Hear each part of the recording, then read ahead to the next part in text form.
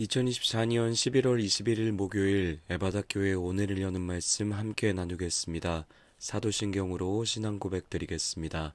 나는 전능하신 아버지 하나님 천지의 창조주를 믿습니다. 나는 그의 유일하신 아들 우리 주 예수 그리스도를 믿습니다. 그는 성령으로 잉태되어 동정녀 마리아에게서 나시고 본디오 빌라도에게 고난을 받아 십자가에 못 박혀 죽으시고 장사된 지 사흘 만에 죽은 자 가운데서 다시 살아나셨으며 하늘에 오르시어 전능하신 아버지 하나님 우편에 앉아 계시다가 거기로부터 살아있는 자와 죽은 자를 심판하러 오십니다.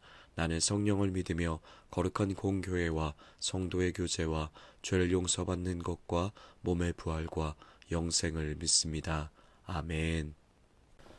오늘 하나님께서 우리 가운데 주신 말씀은 스파냐 1장 14절부터 18절까지 말씀입니다. 스파냐 1장 14절부터 18절까지 말씀입니다. 우리 다 찾으셨으면 하나님의 말씀 함께 봉독하도록 하겠습니다. 여호와의 큰 날이 가깝도다. 가깝고도 빠르도다. 여호와의 날이 소리로다. 용사가 거기서 심히 슬피 우는도다. 그날은 분노의 날이요 환난과 고통의 날이요 황폐와 패망의 날이요 깜깜하고 어두운 날이요 구름과 흑암의 날이요 나팔을 불어 경고하며 견고한 성읍들을 치며 높은 망대를 치는 날이로다. 내가 사람들에게 고난을 내려 맹인같이 행하게 하리니 이는 그들이 나 여호와께 범죄하였음이라. 또 그들의 피는 쏟아져서 티끌같이 되며 그들의 살은 분토같이 될지라. 그들의 은과 금이 여호와의 분노의 날에 능히 그들을 건지지 못할 것이며 이 온 땅이 여호와의 질투의 불에 삼켜지리니 이는 여호와가 이 땅 모든 주민을 멸절하되 놀랍게 멸절할 것임이라. 아멘. 그리스도인들이 좋아하는 단어, 사랑하는 단어 중에 상급이라는 단어가 있죠.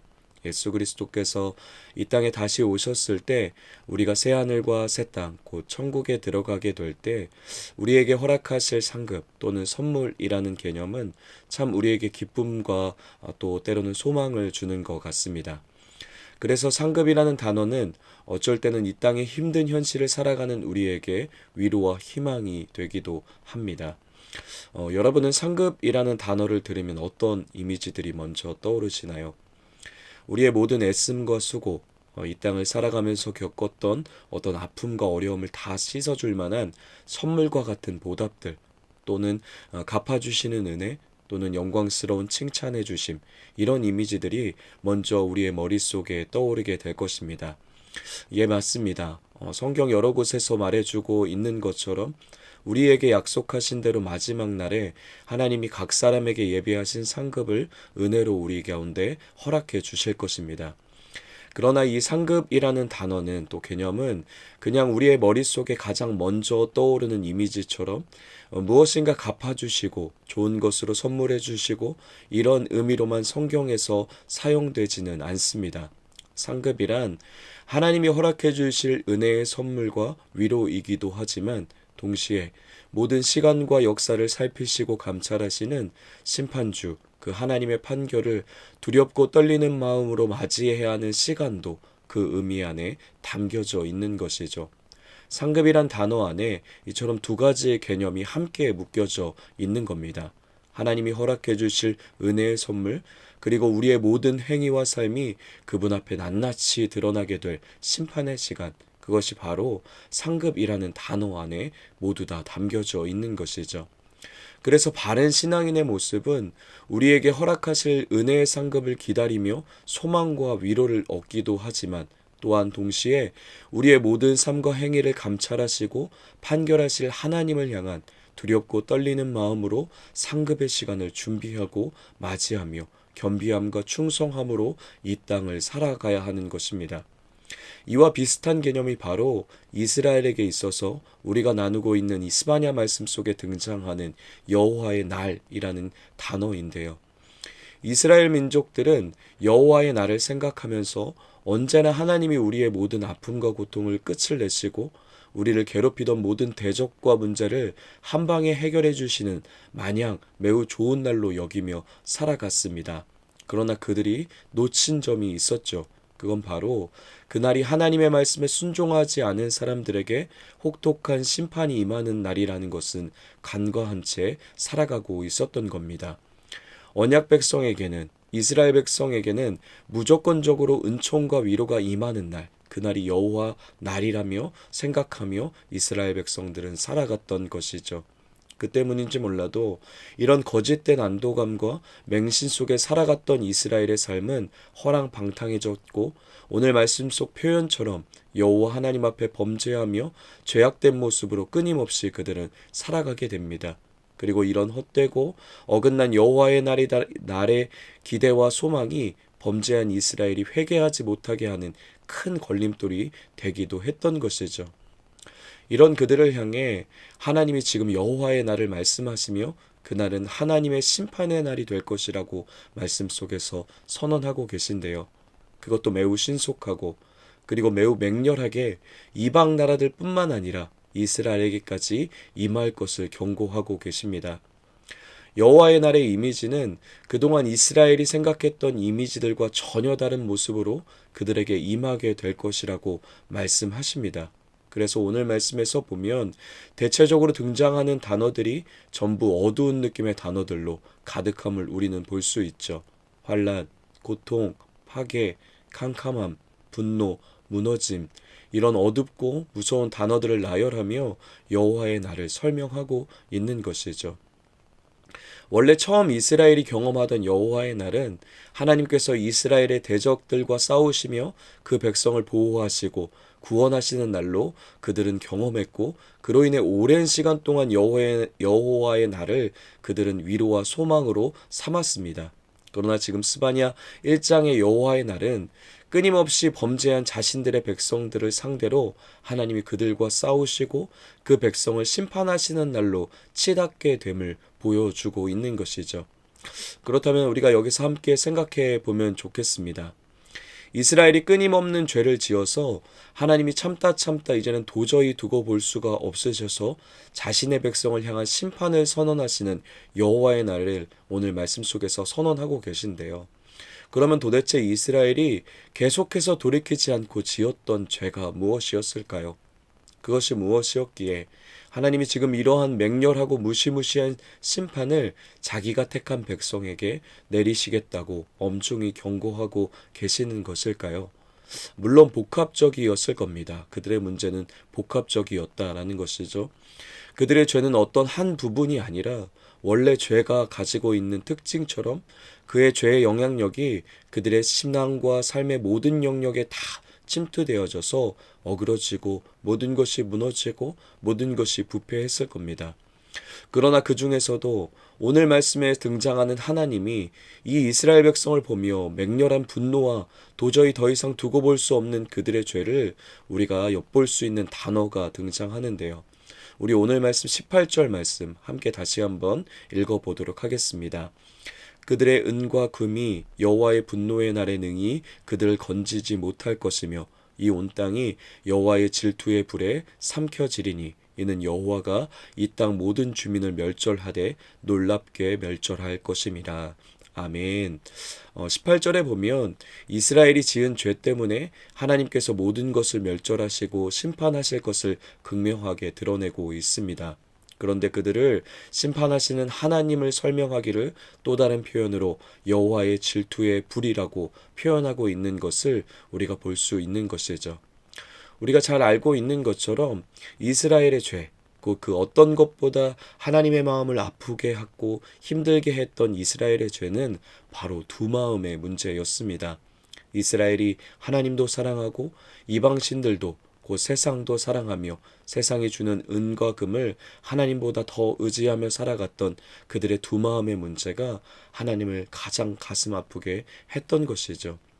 사실 이것은 하나님이 처음 이스라엘을 은혜로 선택하시고 은혜로 구원하셔서 그들과 언약을 처음 맺을 때부터 신신당부하며 가장 먼저 그들에게 말씀하셨던 중요히 여기셨던 부분입니다. 나 외에 다른 신을 섬기면 안 된다는 것. 하나님이 유일한 사랑의 대상이시니 마음을 다하여 뜻을 다하여 힘을 다하여 여호와 하나님만을 사랑해야 하는 것. 이것이 이스라엘에게 있어서 그리고 오늘을 살아가는 우리에게 있어서도 가장 중요한 관계의 전제인 것이죠. 그러나 이스라엘은 언제나 여기에 실패하게 되죠. 그런 그들을 오래 참고 참아내시다 더 이상 두고 볼 수가 없으셔서 오늘 스바냐 말씀을 통해 또 수많은 선지자들의 경고를 통해 심판을 선언하고 계신 겁니다. 그러면 여호와의 날을 통해 허락하시는 심판의 목적은 무엇이었을까요?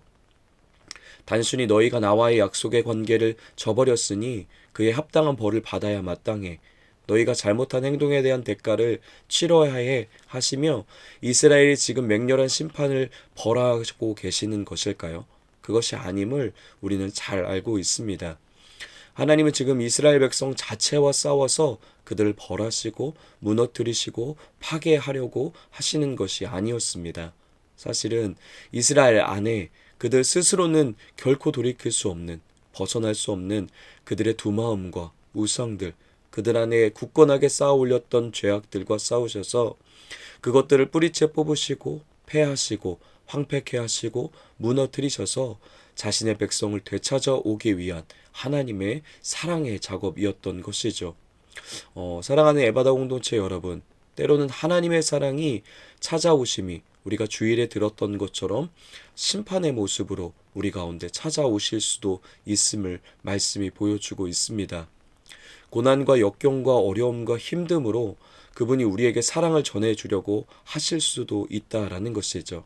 그 시간을 통하여 더욱 선명한 하나님의 사랑을 눈먼 우리에게 보다 분명하게 확인시켜 주시려고 그런 모습으로 우리 가운데 찾아오실 때도 있다라는 것이죠. 그렇다면 그런 하나님이 우리에게 이런 심판의 시간 또는 고난과 어려움과 때론 무너짐과 아픔의 시간을 우리에게 허락하실 때 우리는 어떻게 반응하며 살아가야 하겠습니까? 하나님 이 시간을 나에게 거두어 주세요. 하루빨리 이 고통과 아픔을 나에게 해결해 주세요. 라고 기도하며 어떻게 해서든 짧게 어떻게 해서든 최소한만 겪으며 이 시간이 지나가도록 바라며 살아가야 하는 것일까요? 아닐 겁니다. 이 모든 시간이 우리를 사랑하시는 하나님의 손에 의해 이루어지고 있는 시간이라면 그것을 우리가 믿는다면 때론 그 시간이 고난이고 또 아픔이고 무너짐이고 어둠일지라도 혹 때론 심판의 시간일지라도 그 일을 주관하시는 이가 하나님이시라면 우리는 그분 앞에 이렇게 기도해야 하는 것이죠.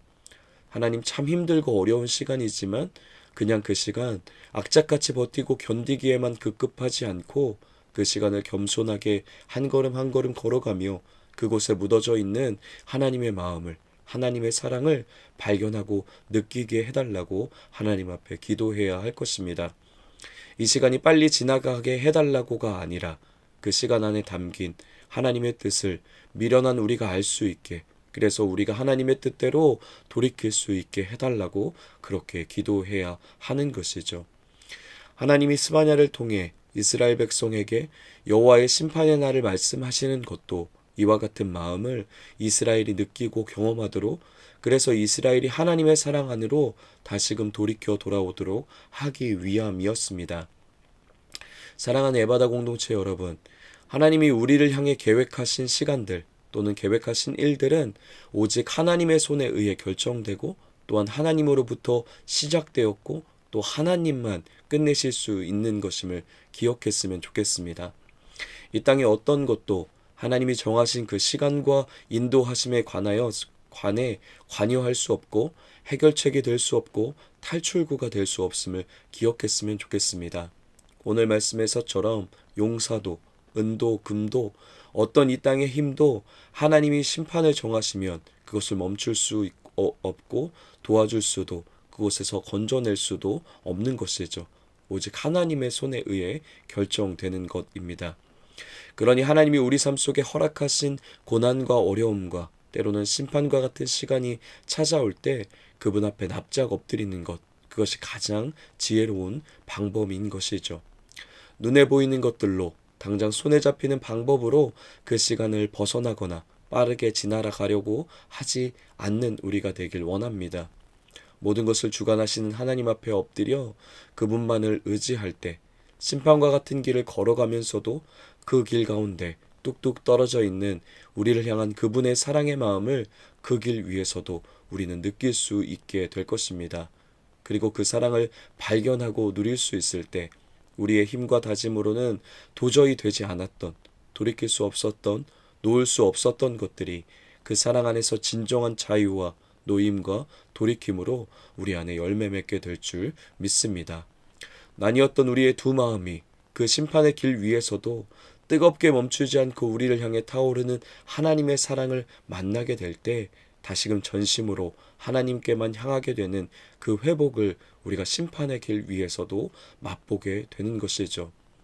오늘도 심판과 같은 내 삶일지라도 그 모든 시간들이 하나님의 손에 의해 이루어지고 있고 하나님의 사랑이 가득 묻어나 있는 시간임을 신뢰하며 그 시간 속에서 하나님의 마음을 겸손하게 느낄 수 있는 여러분이 되길 원합니다.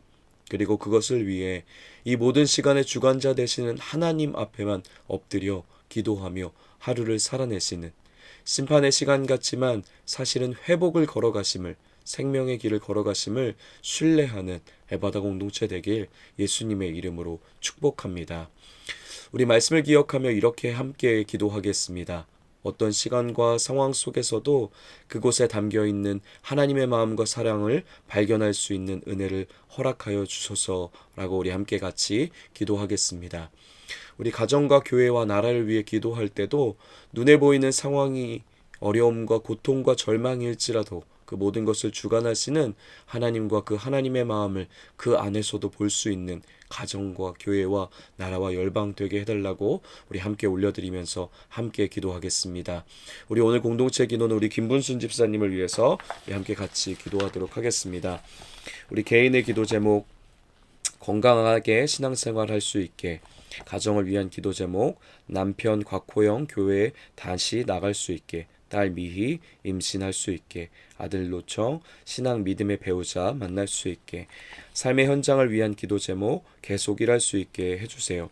교회를 위한 기도 제목 교회가 건강하고 아프신 분들 회복하게 해주세요. 사회와 나라 온 세계를 위한 기도 제목 전쟁에서 고통받는 사람들 하루빨리 전쟁이 끝나고 평화를 되찾을 수 있도록 해주세요. 우리나라가 살기 좋은 나라가 될 수 있도록 해주세요. 우리 이런 기도 제목을 가지고 있으신데 우리 오늘 하루 우리 김분순 집사님을 생각하시면서 우리 함께 기도하도록 축복하며 기도하도록 하겠습니다. 또 오늘 생일을 맞은 우리 김은상 청년 또 우리 빈성우 집사님을 위해서도 우리 함께 뜨겁게 축복하며 함께 기도하도록 하겠습니다. 오늘 하루도 하나님의 사랑을 창조주 하나님의 사랑을 풍성하게 누릴 수 있는 우리 김은상 청년 또 우리 빈성우 집사님 될 수 있도록 허락해달라고 우리 함께 같이 기도하도록 하겠습니다. 또 오늘 하루 어떤 때보다 우리를 지으신 이가 누구신지 또 우리의 삶을 인도하시는 이가 누구신지 또 우리를 붙드시고 또 우리를 생명으로 이끄시는 이가 누구신지 더 깊이 있게 경험하고 또 누리며 그 하나님이 우리와 가까이 계심을 경험할 수 있는 오늘 하루 되게 해달라고 우리 축복하면서 우리 김은상 청년 또 우리 빈성국 집사님을 올려드리며 함께 같이 기도하도록 하겠습니다. 또 우리 개인의 기도 제목 가정과 또 교회와 나라와 열방을 위해서 성령 하나님이 생각나시는 기도 제목을 하나님의 마음을 가지고 또 십자가를 붙들고 이 능력의 이름 예수 그리스도의 이름을 붙들고 함께 전심으로 기도하신 후에 모든 기도 마치시고 각자의 자리에서 주기도문으로 오늘 예배 마치도록 하겠습니다.